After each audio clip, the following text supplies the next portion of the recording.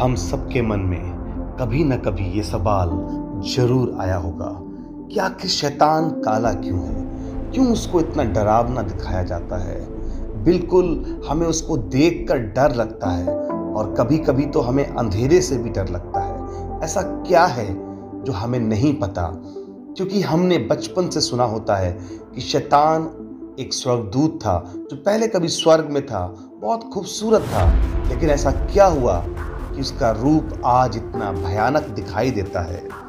इस बात का उत्तर हमें यहेजकेल की पुस्तक उसके 28 अध्याय में मिलता है। आइए इसको देखते हैं। यहाँ पर लिखा है, तू तो उत्तम से भी उत्तम है, तू बुद्धि से भरपूर और सर्वांग सुंदर, तू परमेश्वर की अदन नामक बारी में था।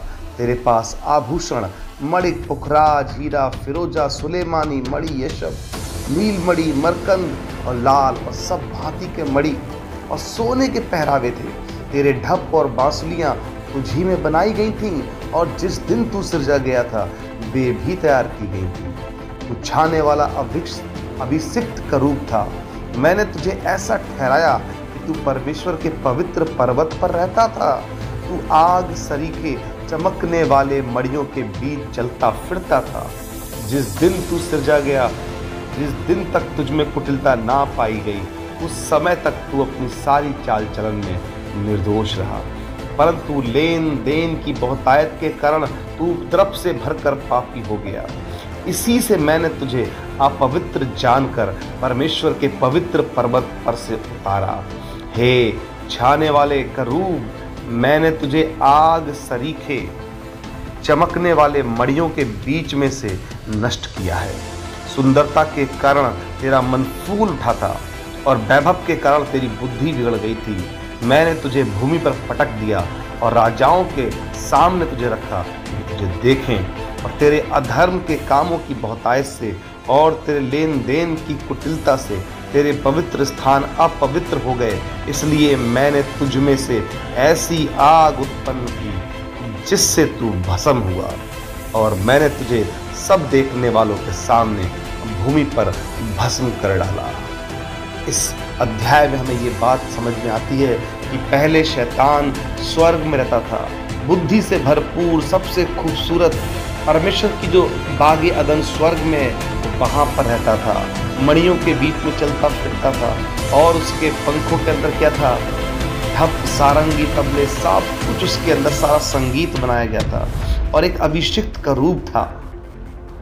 लेकिन जिस दिन उसके अंदर कुटिलता आई, अपनी चाल चलन उसने बिगाड़ा, उसके अंदर घमंड आ गया, उसी दिन वो पापी हो गया और परमेश्वर ने उसे वहां से हटा दिया, उतार दिया अपने स्वर्ग से और आग सरीखे चमकने वाले मड़ियों के बीच में से नष्ट कर दिया।